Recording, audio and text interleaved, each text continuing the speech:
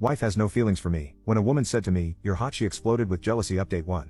My name's Noah Carter. I'm 37 and I work as a plumber in Scranton, Pennsylvania. Nothing fancy, but I'm good at what I do. I wake up every day at 6 a.m. Shower, pack my tools, grab a thermos of gas station coffee, and head out to fix busted toilets or frozen pipes in basements that smell like mold and old regrets. My knees ache. My hands are cracked. But I put food on the table and keep the lights on. I thought that meant something. My wife Melissa works from home. She does admin for a real estate firm. Spends most of her day on the couch with her laptop and her wireless headset, speaking in that fake sweet voice for hours while she scrolls her phone during meetings. At first I thought maybe she was just stressed. We all get tired, right? Maybe it was the cold weather. Maybe it was work. Maybe it was hormones. I kept telling myself, don't pressure her, just give her time. But time turned into months. Months of sleeping next to someone who didn't touch me. Months of getting home from 10-hour shifts to a woman who barely looked up from her phone. Months of trying to rub her shoulders or kiss her cheek only to be met with, "Not now, Noah. I'm exhausted." I started to track the last time she hugged me. It had been 7 weeks. 7 weeks since she reached for my hand. Since she kissed me without me initiating it. Since she called me anything other than Noah, or "Can you take out the trash?" It got to the point where I'd just stand at the bedroom door some nights watching her curled up on her side of the bed, phone in hand, face lit up by her screen while she typed away.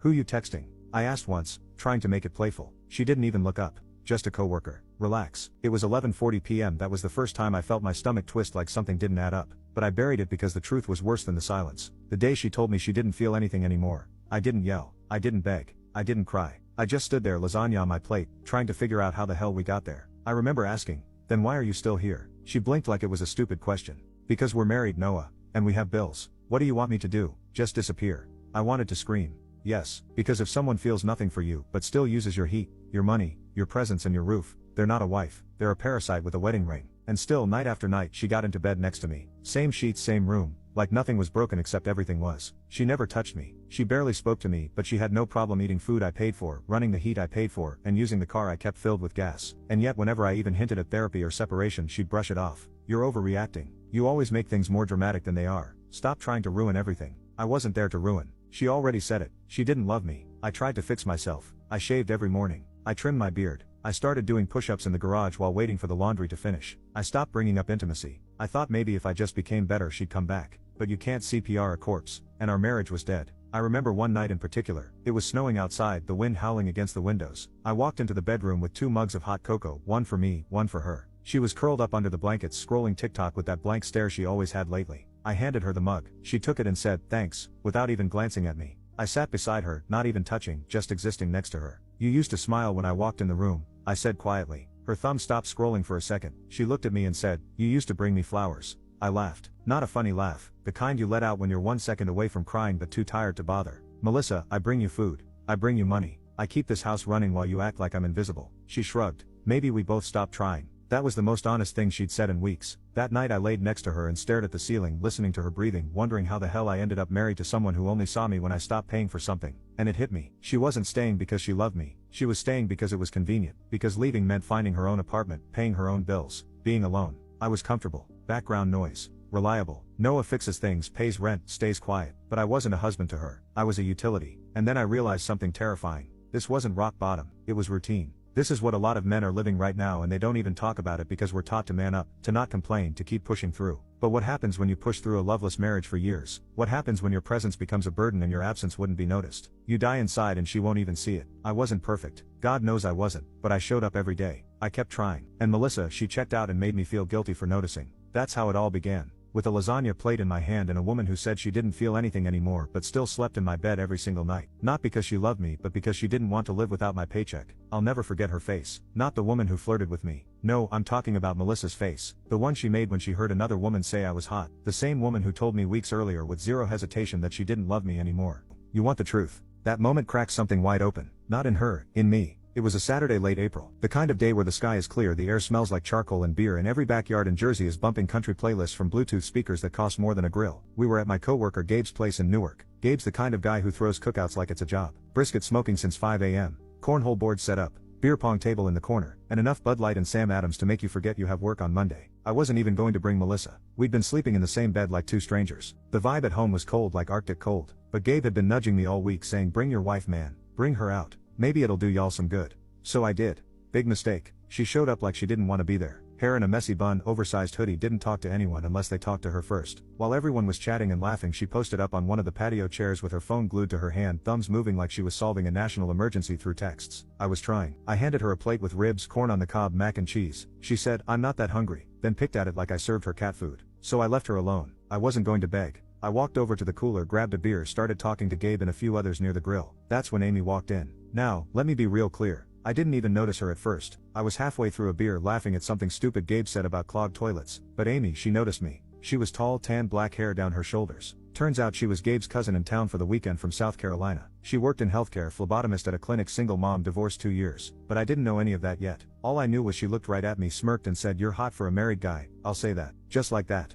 No filter. She sipped her drink, tilted her head and added, "Your wife must be fighting women off with a stick." I was stunned. I swear my brain took a full 5 seconds to process it. No woman had said something like that to me in years, not even my own wife. Hell, especially not my wife. So I laughed. Not a flirty laugh, just a shocked, "Did that really just happen?" kind of laugh. But then I saw it out of the corner of my eye across the yard. Melissa stood up fast like she'd been burnt. She stormed over, didn't smile, didn't say hi. She looked at Amy, then at me, then back at Amy and said with a smile that could cut glass, "I'm his wife." In case that wasn't obvious. Amy blinked. "Oh, I didn't mean any." But Melissa cut her off. "Sure you didn't." Then turned to me and said, "Can we talk?" Voice low, tight but boiling. I followed her like a damn fool. Across the yard, past the cornhole game, into Gabe's kitchen where no one could hear. She spun around. Her eyes were wild. "Are you serious right now?" she hissed. "What are you talking about?" I asked. "You're just standing there letting some random chick flirt with you in front of everyone." I almost laughed again, but not out of humor this time. "You're the one who said you don't feel anything for me," I replied. "So what does it matter?" That shut her up for a second. Then she said the line I'll never forget. "You're mine, Noah. Whether I love you or not, you're still mine." That was the moment I realized what this was all about. She didn't want me, but she didn't want anyone else to want me either. We drove home in silence. She sat with her arms crossed, face turned to the window, fuming like I'd cheated in front of her. I didn't apologize. I didn't defend myself. I just stared out the windshield, hands tight on the steering wheel, thinking, this is what I've become.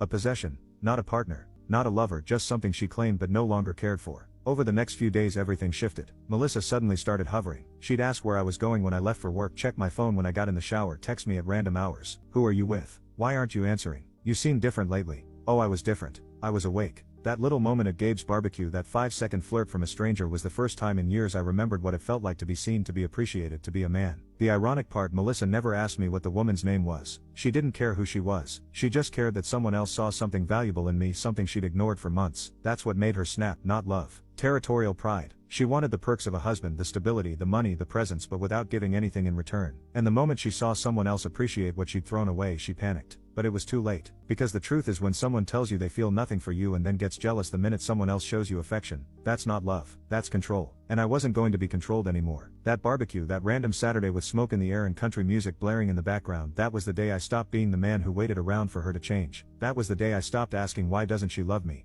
and started thinking, why the hell am I still here? She walked into the kitchen wearing my hoodie like she always did and asked me, "Do you want pancakes today?" It was the softest she'd sounded in months. I looked at her for maybe 3 full seconds. She had no idea I'd already moved on. She had no clue I was done. I didn't want pancakes, I wanted peace. So I smiled politely and said, "Nah, I'm good. I already ate." That was my first little revenge. Silence, indifference, peace. Because when a woman tells you she doesn't love you anymore and you stop caring too, that's when she starts to fall apart. Let me take you back a little. After that barbecue, after Melissa lost her mind over a simple compliment from a stranger, something in me shifted permanently. I didn't rage, I didn't scream, I didn't cheat, I just stopped responding. You know what happens when you stop feeding a fire? It dies. That's exactly what I did to her control over me. I cut the oxygen. I started by changing my schedule. I'd leave the house at 5:45 a.m., not 6:15. I didn't tell her where I was going. She'd ask and I'd just say gym, which was true. I joined Iron Core Boxing Gym in Paterson, New Jersey. A friend of mine, Tony, had been going for years. Heavy bag drills, cardio circuits, mitt work. It wasn't about punching out anger. It was about discipline, focus, and building back the man I used to be. I dropped 20 pounds in 2 months. Got leaner, stronger, sharper. Started dressing better. Stopped wearing beat-up hoodies and switched to clean black tees and fitted jeans. Got a haircut from a new barbershop in downtown Newark. Fresh fade, tight beard. Melissa noticed. Of course she did. One night she walked past me in the hallway and mumbled, "You look different." I just nodded. Didn't thank her. Didn't ask for more. Meanwhile, I stopped asking for affection. Stopped inviting her to sit with me on the couch. Stopped reaching for her hand under the blanket. Stopped waiting for her to want me. Instead, I started eating alone. Prepped my meals. Brown rice, chicken breast, broccoli. Took them to work in a cooler bag. No more ordering pizza for both of us. No more grocery shopping for our fridge. If she wanted dinner, she could make it herself. I wasn't her husband anymore. I was just the guy who happened to share a mailbox. Then came the next layer.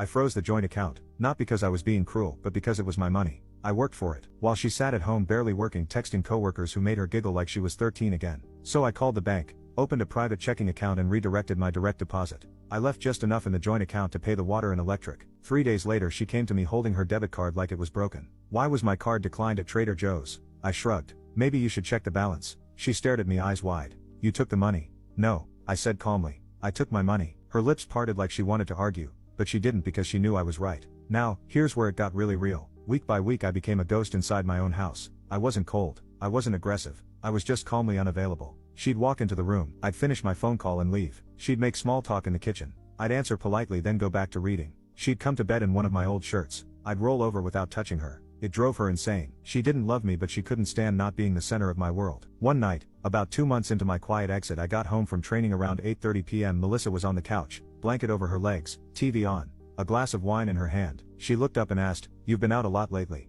Are you seeing someone?" I took off my shoes, placed them neatly by the door and replied, "Why would that bother you?" She blinked, didn't answer because now she was living my old life, wondering where I was, who I was with, what I was thinking. That was my revenge. Letting her feel the emotional starvation she once fed me every single day. And no, I wasn't cheating, but I wasn't lonely either. At the gym I met people, men who understood grind and discipline, women who respected space and effort. There was one in particular, Tasha, a trainer mid-30s, beautiful soul. We talked after class sometimes. She gave me tips on form and posture. She once said, "I don't know what your story is, but you carry a kind of silence most men don't survive." I never forgot that line. I didn't tell Melissa about Tasha, didn't need to. She already felt her, not by name but by presence. Melissa started waking up early, started wearing makeup again, bought new clothes, left her phone face down on the table. It was too late because I was no longer trying to be wanted. I was finally valuing myself. 2 weeks later I packed a bag. Not all my stuff, just enough. Melissa asked, "Where are you going?" I zipped my duffel and said, "Somewhere I'm not treated like furniture." She followed me to the door, voice trembling.